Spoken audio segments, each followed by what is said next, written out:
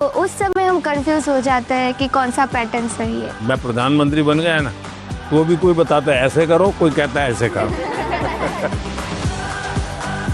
Sir, आप बचपन से मेरी एक बहुत बड़ी इंस्पिरेशन रही है और मेरा जन्मदिन भी आपके साथ ही आता है। अच्छा सर, ये बहुत स्पेशल मोमेंट है जो हम आपसे मिल रहे हैं।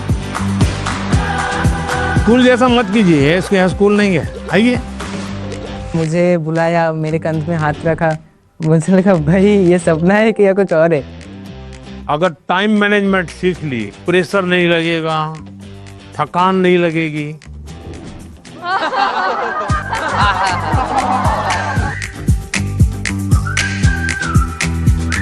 अच्छा भाई, मैं आपसे कुछ सवाल पूछना चाहता हूँ। आपने मुझे बहुत सवाल पूछे। लाइफ टाइम मोमेंट रहेगा, मैं कभी नहीं भूलूंगा इस। चलिए आप शुरू करते हैं। 1 2 3।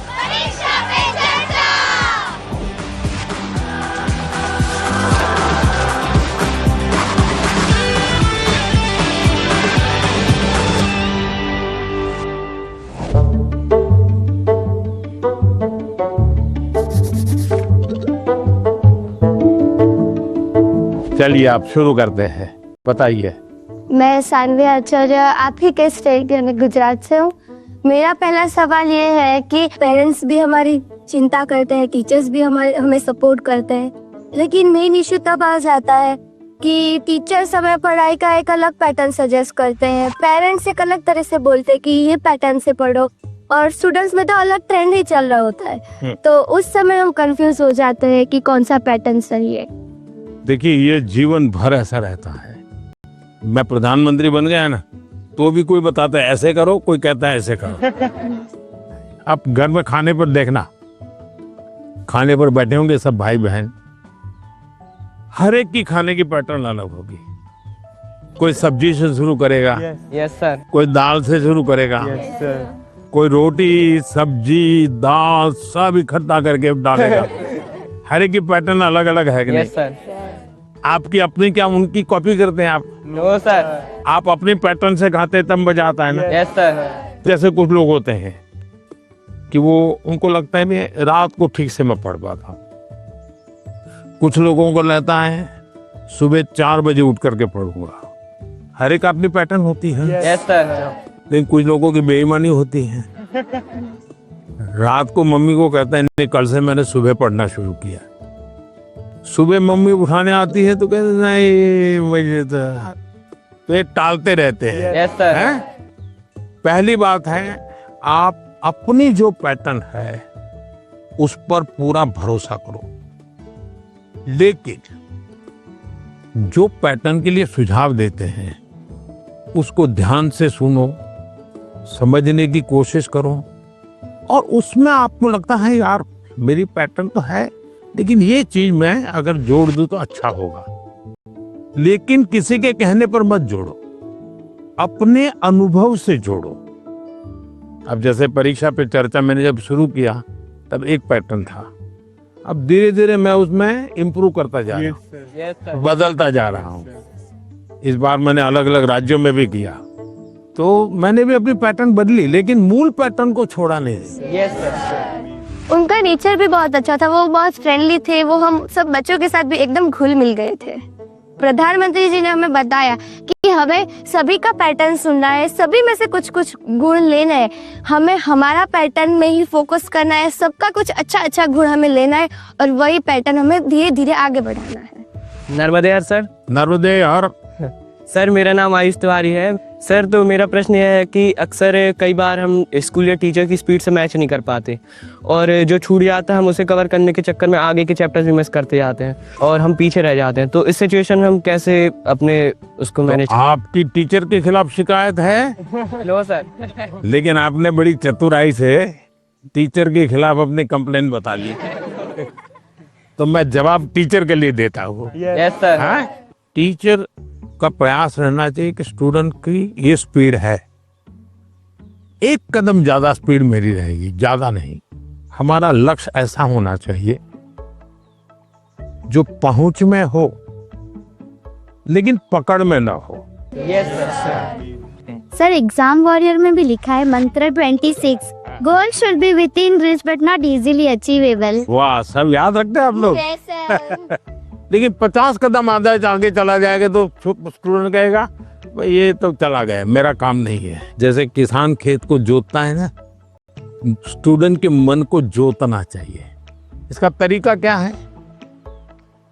मान लीजिए जनवरी के तीसरे सप्ताह में वो हिस्ट्री का ये पाठ पढ़ाने वाले हैं, तो जनवरी 1 तारीख को बता दे कि भाई पहले वीक में हिस्ट्री का ये पाठ पढ़ाऊंगा, दूसरे वीक में हिस्ट्री का ये पाठ पढ़ाऊंगा, तीसरे वीक में हिस्ट्री का ये पाठ पढ़ाऊंगा। तो आपको पता है कि आने वाले 3 सप्ताह में ये 3 विषय आने वाले हैं। फिर वो कहेगा ऐसा करो, आप मैं पढ़ाऊं उसके पहले पढ़ना शुरू कर दो, पढ़ करके आओ, किसको पूछ के आओ। Yes sir. हाँ, गूगल पे जाके कुछ करना है तो वहां करके आ जाओ। Yes sir. और उसके बाद एक्चुअली जब पाठ पढ़ाएंगे तो क्या होगा? सर हमें क्यूरियोसिटी होगी, हमें ज्यादा समझ आएगा क्योंकि हमने पहले से पढ़ा होगा। फोकस भी और अच्छा रहेगा। मानसी सर अगर कोई चैप्टर हमें बहुत ज्यादा इंटरेस्टिंग लगता है तो हमें उसको और समझने की और जानने की इच्छा होगी, जिससे हमें और अच्छे से रिवाइज हो जाएगा वो चैप्टर। बताइए, सिंपल सा काम है ना। Yes sir. फिर आपको टीचर की स्पीड का प्रॉब्लम आएगा? नहीं आएगा। आप पीछे रह गए ऐसा भाव आएगा? क्यों? क्योंकि आप टीचर से 1 कदम आगे चले गए। मन को जोतो, फिर मन को जोड़ो, और फिर आपको पढ़ाई के जो विषय रखने हैं रखो, तो आप स्टूडेंट को हमेशा सफल पाओगे। हर किसी को अवसर नहीं मिल पाता कि पीएम माननीय प्रधानमंत्री से स्वयं आमने सामने बैठकर उनसे सवाल पूछकर उनसे अपनी बातचीत शेयर कर पाए। उन्होंने बताया कि हम टीचर से 2 कदम पीछे होने की बजाय 2 कदम उनसे आगे रहें, तो हम उनसे पीछे रह ही नहीं सकते।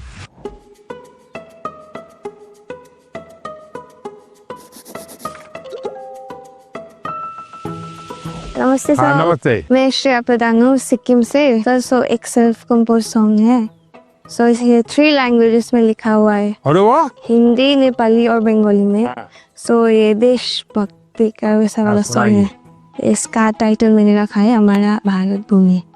तो आपको कविता लिखने का शौक है? Yes sir. सो कविता सब मैं वो नेचर के बारे में लिखती हूँ ज्यादातर। अच्छा, नेचर के विषय में। भानु जयंती ने भी लिखा था 1-2 बार। Yes sir. चलिए सुनाइए। हमारा भारत भूमि है, ऋषियों का ये देश है। हमारा भारत भूमि है, ऋषियों का ये देश है। अनेकता में एकता, शांति का परिवेश है। अनेकता में एकता, शांति का परिवेश है। देवी देवता को प्रिय वासियों, मानवता मौलाए को ठानियो। शाबाश, बहुत सुंदर, बहुत सुंदर। देश की एकता की बात बताई। ये भारत श्रेष्ठ भारत। मानसी, तुम्हें तो आता होगा बेटा कुछ गाना? Yes sir. कौन सा मैं भी गाओगी गाना बताओ? सुनाना चाहती हूँ। हाँ सुनाओ। सर ये गाना मेरी मदर ने लिखा है और ये गाना जो है ये स्टूडेंट्स को डेडिकेटेड है। अच्छा सुनाओ। बढ़ता चल तू बढ़ता चल, करता चल कुछ करता चल, सारी दुनिया तेरे पीछे मुश्किलों से लड़ता चल। सारी दुनिया तेरे पीछे मुश्किलों से लड़ता चल। बढ़ता चल तू आगे बढ़ता चल। वाह, शानदार। आपकी माताजी को मेरी बधाई दे देना। Sir thank you sir. बहुत इंस्पायरिंग लिखा है माँ ने। सर मेरा यूट्यूब चैनल और फेसबुक पेज और इंस्टाग्राम भी है। Yes sir. मेरे फेसबुक पेज में फॉलोअर्स हैं 1.5 लाख। 1.5 लाख? बहुत ज्यादा मजा आया। मेरे लिए ये बहुत ज्यादा बड़ी और गर्व की बात है कि मैं उनसे मिली। आइए सब लोग बैठ जाइए।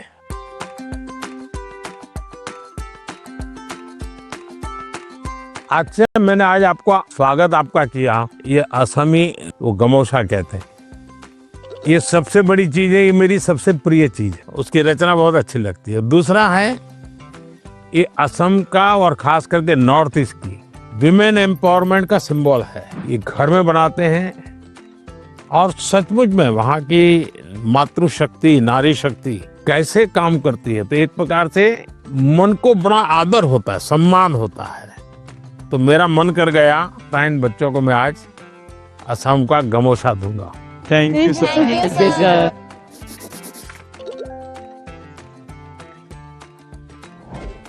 मेरा नाम सभावत वेंकटेश है। हाँ वेंकटेश गारू, बताइए। तो सर अभी मुझे है ना टेक्नोलॉजी और रोबोटिक्स में बहुत इंटरेस्ट है। तो आजकल कई बार आपने भी बोला था कि स्किल ज़्यादा ज़रूरी है, और बाहर भी लोग बोलते हैं मार्क्स ज़्यादा ज़रूरी है, स्किल ज़रूरी है, मार्क्स ज़्यादा ज़रूरी है। ऐसा ही सोच सोच के हमारे अंदर एक डर बैठ जाता है।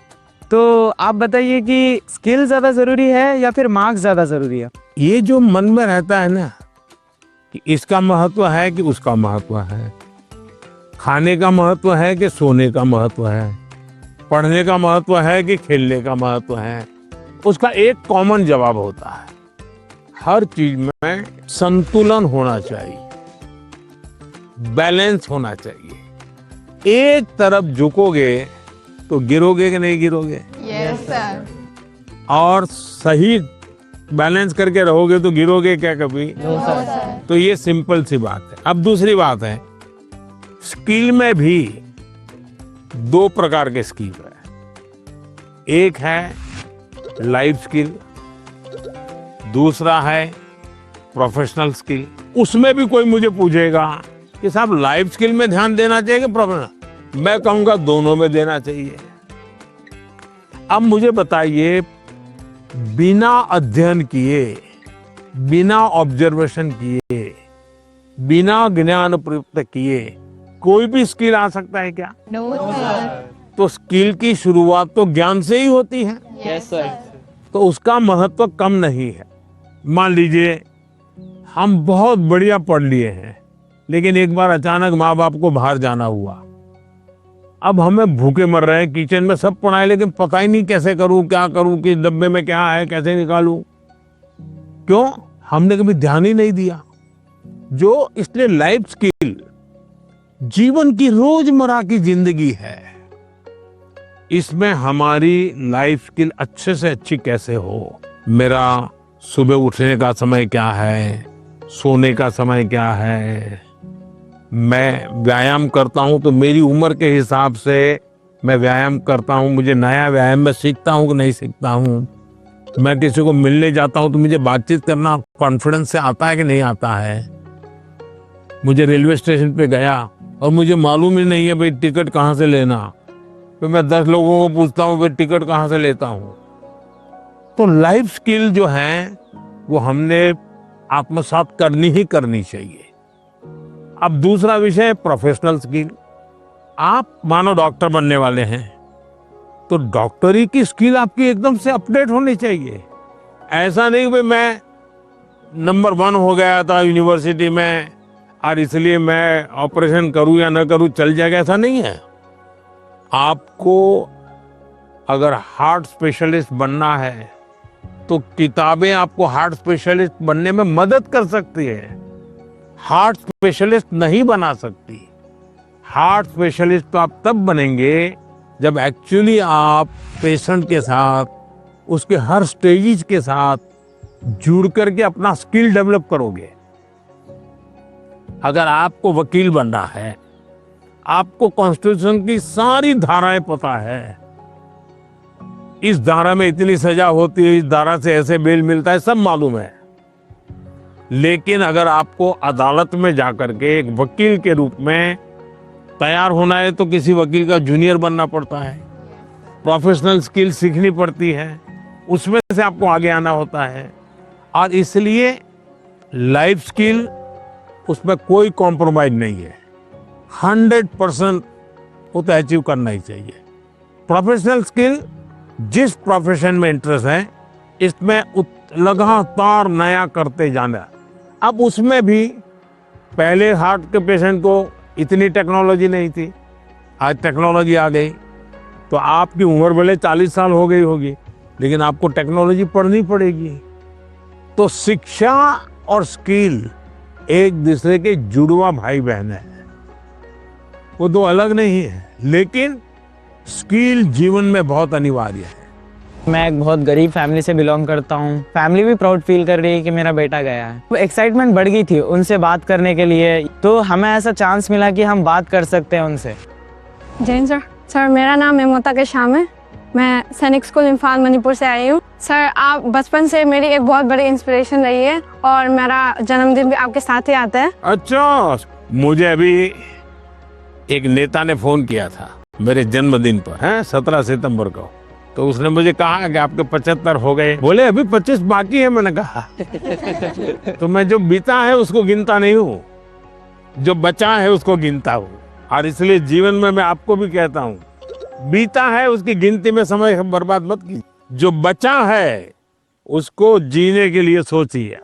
अच्छा बताइए। सर मेरा आपसे ये प्रश्न है कि सर हम बोर्ड्स एग्जाम या फिर कोई स्कूल के एग्जाम के प्रिपरेशन करते समय पिछले कुछ सालों के क्वेश्चंस देखते हैं और हम ये अपने आप तय कर लेते हैं कि कौन सा टॉपिक ज़्यादा सही रहेगा, कौन सा ज़रूरी है, और कुछ हम सोचते हैं कि मार्क्स कम है एग्जामिनर का, यहाँ पे फोकस नहीं होगा तो हम छोड़ देते हैं। क्या ऐसा करना सही है? कभी कभी आपने देखा होगा अखबार में हेडलाइन आ जाती है कि इस बार पेपर बहुत भारी था, बच्चों को बहुत तकलीफ हुई। ये क्यों होता है? सिलेबस के बाहर का होता है क्या? No sir. लेकिन आपको भारी क्यों लगता है? क्योंकि आपने वो 10 साल की पैटर्न के जो 3, 4, 5 साल एक एक विषय के सवाल है उसी पर ध्यान केंद्रित किया। पहले आता था श्योर सजेशंस, फिर आने लगा इम्पोर्टेंट क्वेश्चंस, फिर आने लगा 10 साल के पेपर आप कर लीजिए, वही पैटर्न चलेगा। ये बीमारी जब मैं पढ़ता था तब भी थी, और ये बीमारी फैलाने का काम कुछ टीचर भी करते हैं। टीचरों को क्या लगता है कि मेरे स्कूल का नंबर अच्छा हो, मेरे क्लास का नंबर अच्छा हो, इसलिए वो क्या करते हैं, जिससे नंबर मिले वही पढ़ाते हैं। अच्छे टीचर आपने देखा होगा सर्वांगीण विकास के लिए पूरा सिलेबस पढ़वाते हैं, पूरे सिलेबस पर मेहनत करवाते हैं, उस सिलेबस का आपकी जिंदगी में क्या उपयोग है वो समझाते हैं। अब आप देखिए कोई खिलाड़ी है, अगर मान लीजिए उसको बॉलिंग करनी है, तो क्या वो अपने कंधे के मसल से मजबूत करता रहेगा तो अच्छा बॉलर बनेगा क्या? उसको और क्या क्या करना पड़ेगा?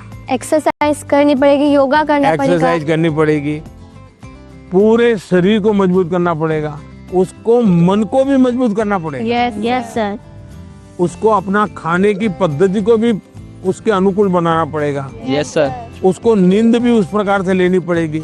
करता क्या है? बॉल फेंकता है, लेकिन पूरे शरीर को तैयार करता है कि नहीं करता है? Yes sir. शरीर का एक अंग भी वीक रह गया, बॉलिंग अच्छी करता है, कंधा बहुत अच्छा है, स्पीड सब अच्छी है, लेकिन पैर ठीक नहीं काम कर रहा है, तो बॉलिंग कर पाएगा क्या? No sir. जैसे एक प्लेयर को अपने गोल को पाने के लिए खेल में मास्टरी पानी है तो भी उसको संपूर्ण शरीर की चिंता करनी पड़ती है। वैसे ही हम जिंदगी परीक्षा के लिए नहीं है,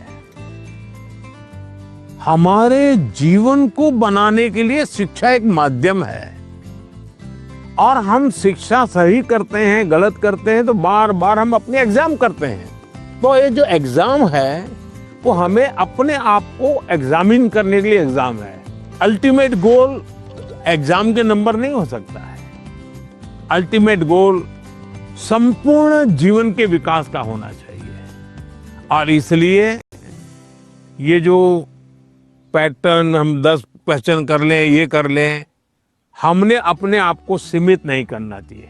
इसका मतलब ये नहीं कि ये भी नहीं करना, ये भी करना चाहिए, लेकिन उसको अगर 10% देते हैं तो 90% और करना चाहिए।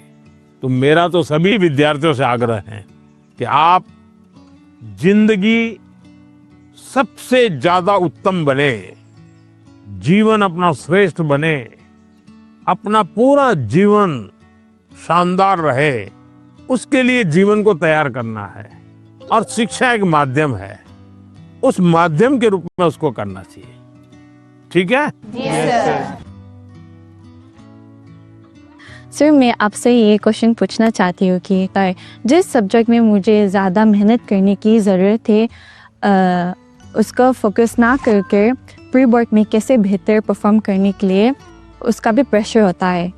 हम कैसे अपनी पढ़ाई में संतुलन बनाए। ये सबके लिए चिंता का विषय है। पहले क्वार्टर में कुछ विषयों में अच्छा करते हैं, दूसरे क्वार्टर में कुछ विषयों में अच्छा करते हैं, और फिर हमको लगता है कि अब क्या करूं, मैं ये करूं कि वो करूं। हमें भीतर के विद्यार्थी को हमेशा चैतन्य युक्त रखना चाहिए। शिक्षा ये मजबूरी नहीं होनी चाहिए, शिक्षा ये बोझ नहीं होना चाहिए। हमारा टोटल इन्वॉल्वमेंट चाहिए, टोटल इन्वॉल्वमेंट। अगर टोटल इन्वॉल्वमेंट नहीं है तो फिर आधी अधूरी शिक्षा वो जीवन को कहीं सफल नहीं बनाने देती। ये जो बीमारी आ गई है, मार्क्स मार्क्स मार्क्स, मुझे बता दीजिए, जो पिछले साल बोर्ड में 1 से 10 नंबर जो लाए हैं, आपको किसी को नाम याद है क्या? बहुत मुश्किल से याद होगा जी। इतना ही नहीं, आप 1 महीने के बाद पूछोगे कि भाई ये अखबार में इनकी फोटो छपी थी, इनके नाम आए थे, वाहवाही हुई थी, फिर भी हम उतना उनको भी याद नहीं रखते। उस स्कूल के बच्चों को भी पता होगा कि उनके स्कूल में इतना नंबर आए थे। इसका मतलब इन सब चीजों का कितना महत्व है भाई। कुछ समय के लिए याद, कुछ समय के लिए होता यस है, सर, यस। उससे ज्यादा तो होता नहीं है। और इसलिए हम अपने मन को नंबर, मार्क्स, उससे जोड़ने के बजाय मेरे जीवन कहां पहुंचा, और उसके लिए लगातार अपने आप को कसते रहना चाहिए, कसौटी करते रहे खुद की। क्लासरूम में नहीं, एग्जामिनेशन रूम में नहीं, खुद को कसते रहना चाहिए। मेरा आपसे ये प्रश्न है कि जैसे हम पढ़ाई करते हैं उस समय पे हमें इधर उधर के बहुत सारे ख्याल आते हैं, तो हम फोकस नहीं कर पाते, तो उस समय पे अपने आप को शांत कैसे रखें? क्योंकि हम पढ़ तो लेते हैं लेकिन बहुत जल्दी भूल जाते हैं।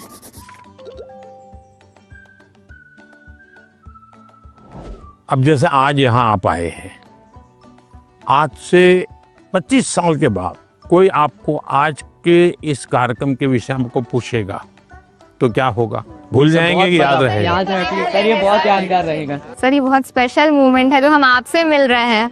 नहीं, स्पेशल ऐसा नहीं है, आप स्वयं इन्वॉल्व है कि भाई हम घर से जब निकले होंगे ना, तब दिमाग में दिल्ली, पीएम के घर, यानी घर में भी फोन कर भी किया होगा तो ये नहीं क्या होगा ठंड कितनी है ना, अब अरे कल जा रहा हूँ, सुबह जाना है। इसका मतलब आप पूरी तरह इसमें इन्वॉल्व है कि नहीं है? Yes sir. इसी के कारण आपको 20 साल 25 साल के बाद भी यहाँ की हर चीज याद रहेगी। Yes sir. दूसरा, याद तब रहता है जब आप मौका देख करके दोस्तों से शेयर करते हो।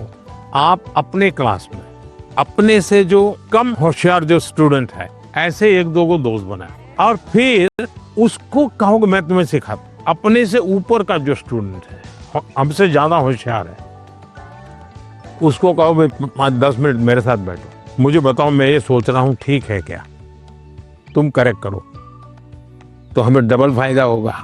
Yes sir. जब हम उनका भी ओपिनियन लेते हैं, हाँ, फिर हमें और थॉट्स आते हैं कि इसमें और क्या हो सकता है। तो इससे फायदा होता है, जी सर।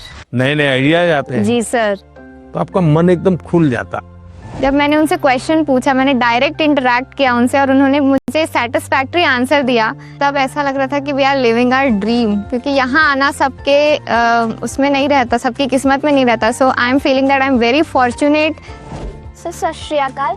सत श्री अकाल। मेरा नाम एकम कौर है, मैं पंजाब से आई और मेरा आपसे ये प्रश्न है कि जो 12वीं कक्षा के स्टूडेंट्स होते हैं वो अपने बोर्ड्स के एग्जाम के साथ जो कंपटीशन एग्जाम्स होते हैं उसकी भी तैयारी करते हैं, क्या ये सही है? क्योंकि उन दोनों एग्जाम्स के जो एग्जामिनेशन पैटर्न होता है वो बहुत अलग होता है और वो एग्जाम्स आते भी सेम टाइम पे हैं। ये चिंता आपकी सही है। एक ही समय में दो मान लीजिए क्रिकेट का खेल खेल रहा है, उसी समय उसको फुटबॉल का भी मैच में जाना है, है तो उसको लगता है कि मैं क्रिकेट के लिए मेहनत करूँ कि फुटबॉल के लिए। Yes sir. मेरा आग्रह रहेगा तो आपको पहली प्रायोरिटी 12th को देनी पड़ेगी। लेकिन अगर हमने एक विद्यार्थी के रूप में जो मेरे उम्र से मेरे क्लास से जुड़े हुए सिलेबस को आत्मसात किया है तो कॉम्पिटिटिव एग्जाम उसके लिए अलग मेहनत नहीं करनी पड़ेगी। Yes sir. ये बाय प्रोडक्ट होगा। कुछ माँ बाप को क्या रहता है इस उम्र से पहले ये हो जाना चाहिए। Yes sir. तो मैं माँ बाप से कहूंगा उनकी क्षमता, योग्यता, रुचि के अनुसार कि बच्चों को खिलने दो।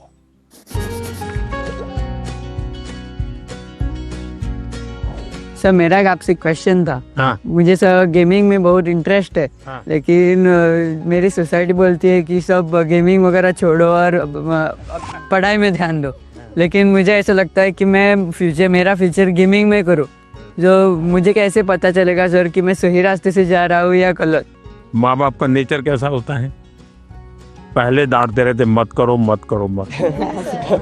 Yes sir. लेकिन फिर भी आप चुपचाप करते रहते और मान लीजिए आपने मेडल ले लिया तो क्या करेंगे? वो पूरे मोहल्ले में जाएंगे, देखिए मेरे बेटे ने किया, मेरे बेटे ने किया, मेरे बेटे ने किया। तो आपका सक्सेस उनका सम्मान बन जाता है। Yes sir. फिर वो आपके साथ जुड़ जाते हैं। Yes sir. भारत के अंदर इतनी कथा कहानियां, आप कभी सोचे हैं कि पंचतंत्र पर मैं गेम बनाऊं, मैं गेम क्रिएटर बनूं? और जैसा मानसी का अपना एक पेज है, आप भी अपना एक सोशल मीडिया प्रोफाइल बनाइए और आप 1 या 2 गेम खुद तैयार कीजिए और इन गेम को आप में ऐसे लॉन्च कीजिए तो आपके घर के लोगों को लगेगा अरे देखो इतना छोटा है, 10,000 इसके फॉलोअर खेलते हैं, 20,000 खेलते हैं। तो घर के लोग फिर आइडिया देना शुरू करेंगे, देखो ये हनुमान जी वाली वो कथा है ना, तुम उस पर गेम बनाओ, देखो कैसे हैं। फिर कहेंगे अभिमन्यु वाली वो घटना है, गेम बनाओ कैसे अभिमन्यु बाहर निकलेगा। तो आपको नए नए आइडियाज आएंगे। और इसलिए गेमिंग में आपकी रुचि है, अच्छी चीज है, आप कभी भी संकोच मत कीजिए। लेकिन टाइम पास और डेटा सस्ता है भारत में, है टेक्नोलॉजी बहुत महंगी नहीं है, तो बस लगे रहो। ऐसे ही मस्ती के लिए खेलना ऐसा नहीं। जो जुआ चलता है ना, या वो हमें देश में होने नहीं देना है। मैंने अभी कानून बनाया कि जो जुआ खेलते हैं, गेम में पैसे लगाते हैं, वो बर्बादी है। Yes sir. उसको नहीं होने देना। लेकिन गेमिंग एक स्किल है और उसमें स्पीड भी होती है, बहुत स्पीड होती है। यस, आपकी इतनी अलर्टनेस बने, एक प्रकार से स्वयं के डेवलपमेंट के लिए भी वो एक अच्छा प्रकार है। लेकिन बेस्ट क्वालिटी की गेम ढूंढ करके अपनी एक्सपर्टाइज पाने का प्रयास करना चाहिए। करेंगे? Yes sir. पीएम के रेजिडेंस पे आके तो बहुत एक्साइटिंग चीज थी मेरे लिए। फ्रेंडली बात कर रहे थे, वो हमसे अच्छे से क्वेश्चन जान के ले रहे थे और हमारे को अच्छा वाला आंसर दे रहे थे। नमस्ते सर। नमस्ते। सर हमें ना पहले एग्जाम से स्ट्रेस होता था, बहुत चिंता होती थी, और ये बुक पढ़ के हमने हमारी चिंता को भगा दिया है। इसी के लिए हमने सबने कोट लिखे हैं। I used to be scared of exam, but now it is my friend मैत्री in गुजराती। मतलब पहले जो था ना, हमें बाकी को देखने में डर लगता था कि भाई वो कैसे पढ़ रहा है, वो कैसे पढ़ रहा है। लेकिन एग्जाम वॉरियर पढ़ने के बाद याद आया कि मेरा टेक्निक जो है वो सबसे डिफरेंट है और मेरा टेक्निक मुझ में काम करेगा। Sir I used to be scared of discipline but not, I don't have any fear. Sir मैंने लिखा है I use to be scared of time management but it is my friend now. Sir मैं बचपन से, मतलब मुझे हमेशा घर वाले, स्कूल वाले, दोस्त, मतलब मैंने हमेशा टाइम मैनेजमेंट में ही स्ट्रगल किया है।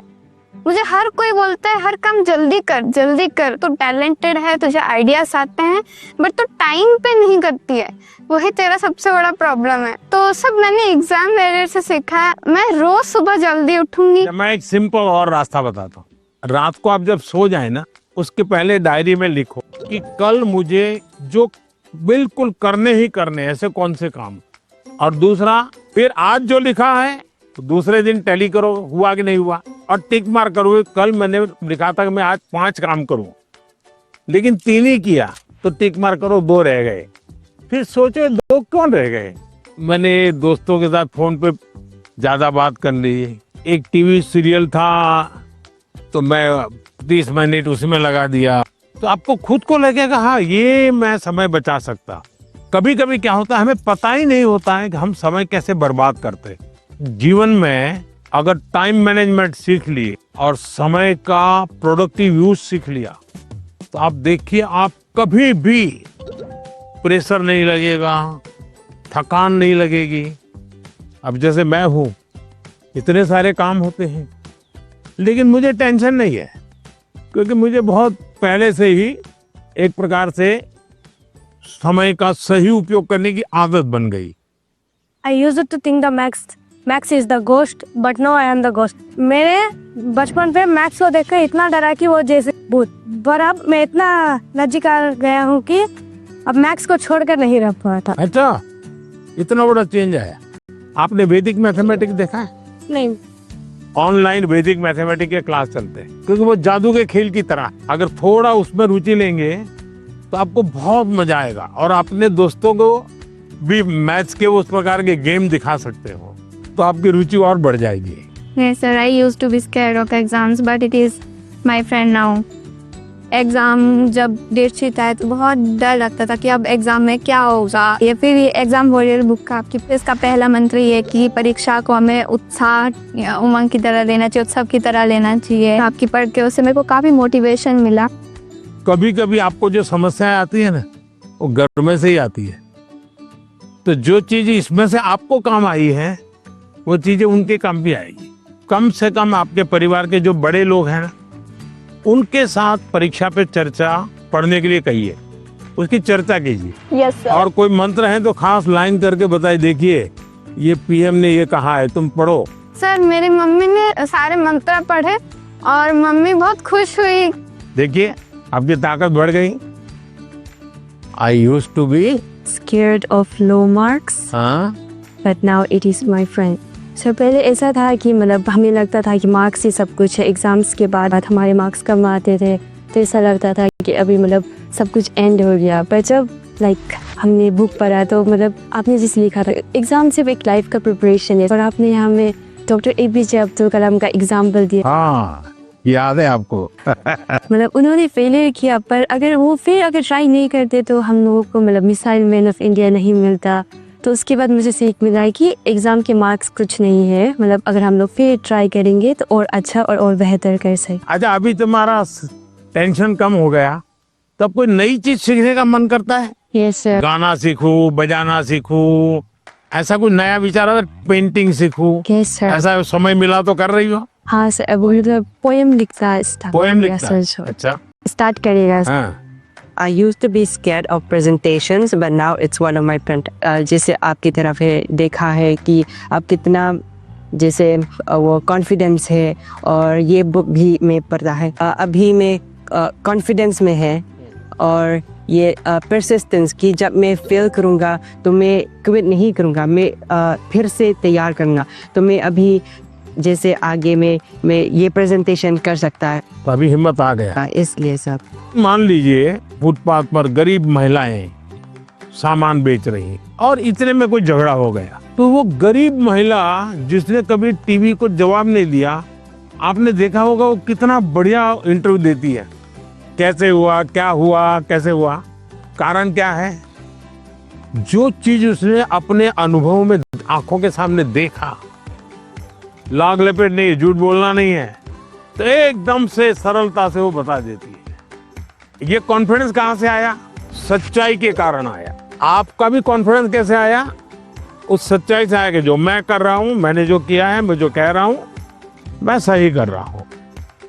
मैं डरती थी कि पेपर देते टाइम मैं घबरा ना जाऊं, स्पेशली लिटरेचर में देखती थी ना लेंदी, उसी में घबरा जाती थी बुक पढ़ने के बाद। अब मुझे लगा नाउ आई कैन, अब मैं नहीं घबराऊंगी, अब मुझे प्रैक्टिस करना है, लिख लिख के और प्रैक्टिस करूँगी ताकि मैं घबराऊँ ना इतना लेंथी पेपर, और मैं ज़्यादा स्पीड से और तेज़ी से लिखने की कोशिश करूँगी। मैं अपना हैंड राइटिंग सब कुछ इम्प्रूव करूँगी। वो एकदम कॉन्फिडेंस आ गया। अभी देखती हो बाद में तो गलती नहीं पकड़ में आती। बिल्कुल नहीं, क्योंकि मुझे पता चल गया ना कि मुझे क्या प्रॉब्लम है। मैं घबरा जाती थी एक्चुअली पेपर देख के, लेकिन अब नहीं। देखिए ये सही चीज पकड़ा है। सचमुच में हम वीक नहीं है, हम हड़बड़ी में सब गलती कर देते हैं। कुछ टेक्निक काम आती है। मान लीजिए ऐसा पेपर है ना, चुपचाप 30 सेकंड ऐसे ही बैठिए और एकदम गहरी सांस लीजिए। सांस ऐसे लीजिए एकदम सीना फूल जाए, इतना जितना भर सकते हैं भरिए, और फिर धीरे से उसके सांस को निकालिए। आपका मन एकदम से अलग हो जाएगा। फिर उसकी ओर देखिए तो आपको नई चीज हाथ लग जाएगी, सही चीज हाथ लग जाएगी। नहीं आता है इसलिए गलती होना अलग बात है, लेकिन आता है और गलती होगा ऐसा कभी नहीं होगा। नमस्कार सर, जय गुरु नमस्कार। शंकर। मेरा नाम मृदुमलय बर्मन है। तो सर मेरा क्वेश्चन ये है कि छोटे घर, शोर और कामकाज के बीच मतलब पढ़ना अक्सर थोड़ा मुश्किल हो जाता है, और अगर माता पिता हमारे सपनों को उतना सपोर्ट नहीं करते, उतना गंभीरता से नहीं लेते, तो अब हम क्या कर सकते? देखिए मैं बताता हूँ, मैंने एक वीडियो देखा था सोशल मीडिया पे जो मेरे मन को छू गया था। एक पिताजी बैलगाड़ी में अपना जो रोजी रोटी कमाने के लिए कुछ सामान लेकर के जा रहे थे, और उनका बच्चा उस बैलगाड़ी में सामान भरा पड़ा था, ऊपर कहीं सामान के ऊपर बैठा हुआ था, लेकिन क्या कर रहा था, वो अपनी किताब पढ़ रहा। यानी वो कंफर्ट की चिंता नहीं कर रहा। कुछ लोग होते हैं कि भाई नींद नहीं आती। क्यों नहीं आती?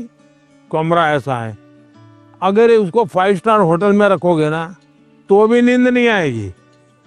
हाँ। तो ये जो सोच है कि सुविधा होगी तो क्षमता आएगी, ऐसा नहीं है। हमारे देश में बोर्ड की एग्जाम में जो नंबर लाते हो बच्चे कौन है? छोटे छोटे गांव के हैं। पहले क्या होता था, बड़े परिवार के, बड़ी स्कूल के बच्चे ही। अब ऐसा नहीं है, छोटे छोटे परिवार के। अब वहां तो कोई कंफर्ट नहीं है। देखिए अभी मैं ब्लाइंड क्रिकेट टीम से बच्चियों को मिला और वो जीत करके आई थी। जब मैंने उनको सुना तो अपने आंख में आंसू आ जाए, ऐसी बातें थी। घर नहीं है और ब्लाइंड है, खेलना सीख रहा, दिव्यांग होने के बावजूद भी वो यहाँ तक पहुंच गई। तो उसको कहाँ पैदा हुई, कहाँ रहती थी, उसमें मैटर नहीं करता था। तो हम कंफर्ट जोन ही जीवन बनाता है, ये भ्रम में नहीं रहना चाहिए। जीवन बनता है जिंदगी जीने के तरीके से। माननीय प्रधानमंत्री जी को देखा तो मुझे तो अपने आप पर विश्वास नहीं हो रहा कि वो आ रहे हैं, लीडर है इंडिया के। तो मुझे लगा कि वो बहुत सीरियस रहते होंगे, लेकिन जब उनसे बातें की ना, बातें करके अपने अपने लगे। उन्होंने जो एडवाइस दी थी उसको सुनकर ऐसा लगा कि हाँ मैं तो ये कर सकता हूँ। अब मैं वो फॉलो करूंगा और अपने जीवन में उसको उन एडवाइस को फॉलो करने की कोशिश करूंगा। वनकम सर। वेलकम सर, मेरा नाम निखिल है सर। मैं लैंड ऑफ टेम्पल्स तमिलनाडु से आया हूँ सर। तो एग्जाम्स के वक्त कभी कभी हमारे घर में गेस्ट आते हैं सर, और वो हमारे प्रिपरेशन के बारे में पूछते हैं। कुछ चीज़ें हम अपने माइंड से निकाल के रख देते हैं, भूलना चाहते हैं, उसी के बारे में वो वापस पूछते हैं और हमें उसके बारे में याद दिला देते हैं सर। और इसके बारे में हमारे मम्मी पापा भी कुछ कर नहीं पाते सर। तो मैं आपसे ये पूछना चाहता हूँ, ऐसे सिचुएशंस को हम कैसे हैंडल कर सकते हैं सर? मैं एक चालाकी बताता हूँ। क्या करना चाहिए, जैसे आए ना, बोले अंकल जी आप बहुत सफल व्यक्ति हैं, मैंने सुना है, मुझे आप बताइए ना बचपन में आप कैसे पढ़ते थे? क्या आपको कभी गुस्सा आता था? क्या आपको कभी टीचर मारते थे? क्या आप कैसे करते थे? वो पूछे उसके पहले आप पूछो, आप देखिए पूरा टेबल टर्न हो जाएगा। हाँ सर। जब वो आए मैं टोटली सरप्राइज था। जिन्हें अभी तक टीवी में देखा है उन्हें रियल लाइफ में सीधा देखने को मिल रहा है, और उन्होंने बहुत क्रिएटिव आंसर दिया। मैंने एक्सपेक्ट नहीं किया था। उन्होंने बोला कि सीधा टेबल पलट देने के लिए। हमें उनसे जाके पूछना चाहिए कि आपने कैसे किया लाइफ में, आपने इस स्टेज में इस पड़ाव को आपने कैसे पार किया। जुले सर, मेरा नाम पद्मा है, मैं लद्दाख से हूँ। तो मेरा ये प्रश्न है कि हमारे जैसे हमारे उम्र के बच्चे को बड़े सपने देखने चाहिए और उन्हें पूरा करने की शुरुआत कहाँ से करना चाहिए सर? सपने न देखना वो तो क्राइम है। सपने देखने ही चाहिए, लेकिन सपनों को गुनगुनाते रहना ये कभी काम नहीं आता है। और इसलिए जीवन में कर्म को प्रधान देना चाहिए। मैं जहां हूं वहां मुझे सफल होना है, तभी मैं आगे जाऊंगा। मैं देखता रहूं और मुझे अगर पेड़ पे चढ़ना ही है तो आम देखता रहूं तो आम नहीं पकड़ता। अब जैसे मान लीजिए हमारा मन कर गया कि मुझे एस्ट्रोनॉट होना है और मुझे चंद्रमा पे जाना है, तो फिर मुझे पढ़ना चाहिए कि पहले एस्ट्रोनॉट कौन हुए, उनकी बायोग्राफी क्या थी, ये स्पेस होता क्या है। धीरे धीरे उसमें रुचि हमारी बढ़ानी चाहिए। फिर टीवी पे कोई कार्यक्रम है तो उसको खाद देखना चाहिए, तो आपको खाद पानी मिलता रहेगा, हैं, आपको फर्टिलाइजर जिसको कहे मिलता रहेगा, तो वो विचार आपका पनपेगा। औरों को बताने से फायदा नहीं होगा।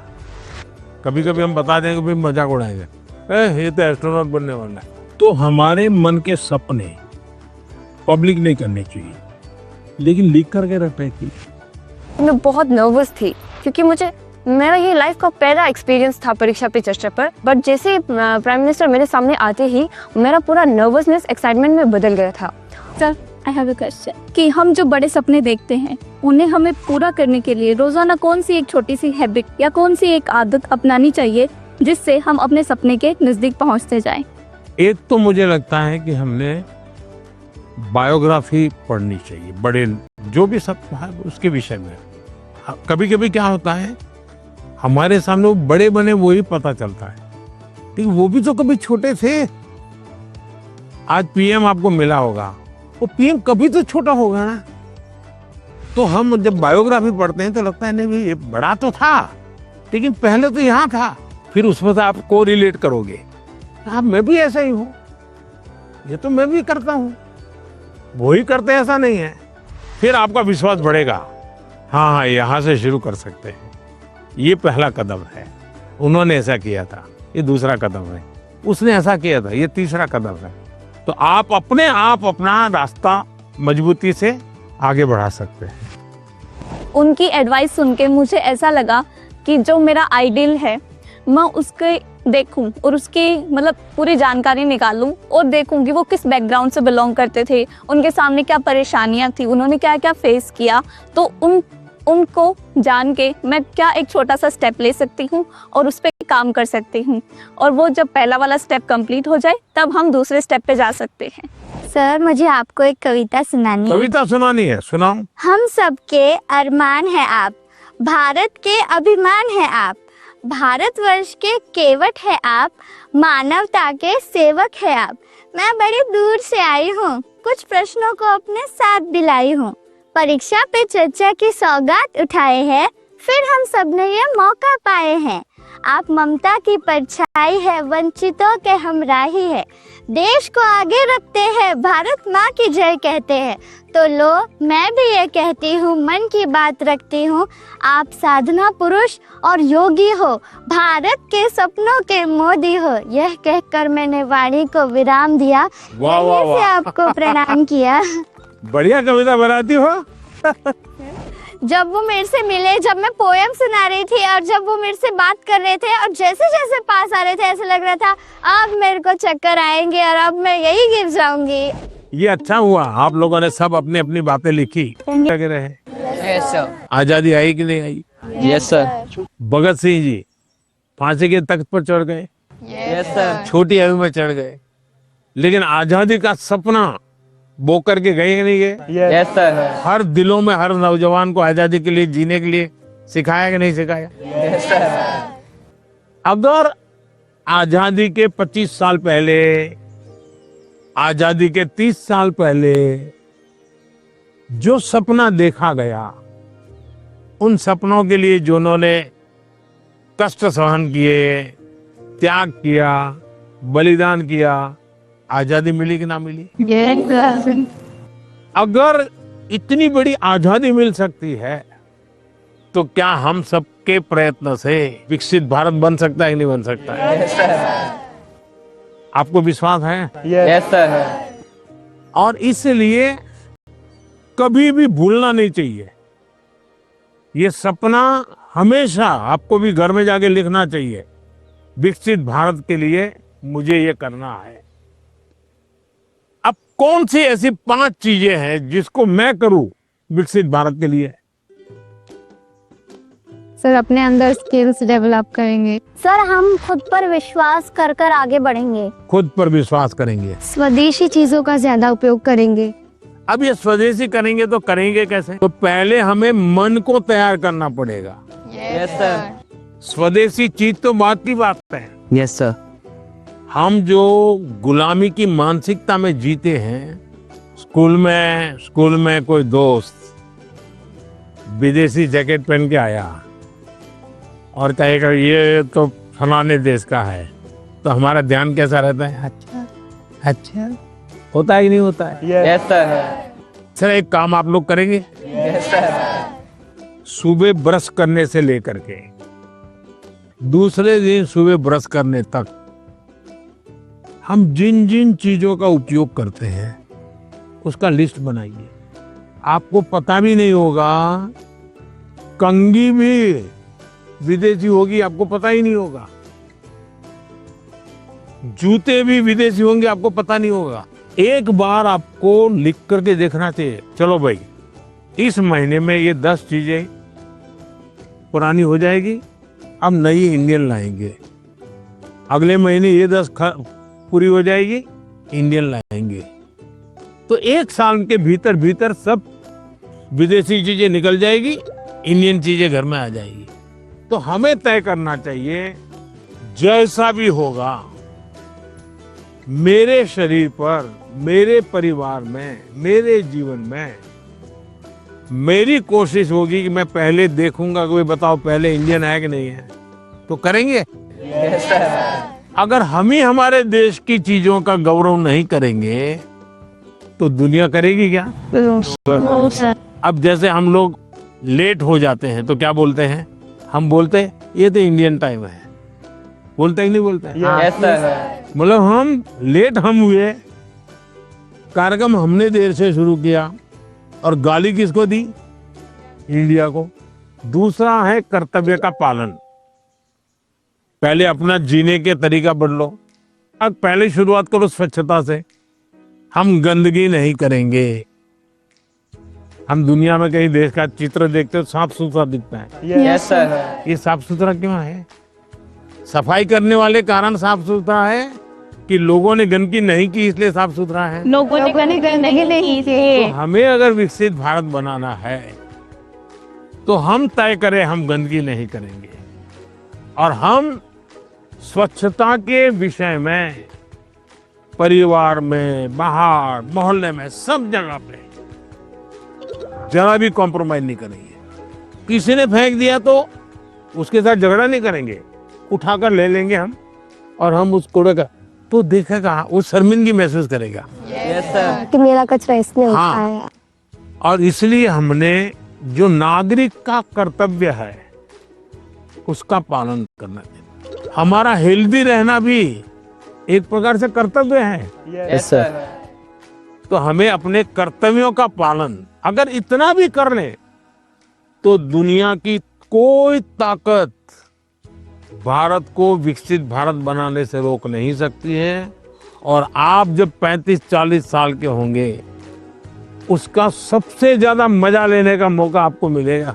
Yes sir. अब मुझे बताइए, जिसका फल आपको मिलने वाला है वो काम आपको करना चाहिए नहीं करना चाहिए? Yes sir. ज्यादा से ज्यादा आपको करना चाहिए नहीं करना चाहिए? Yes sir.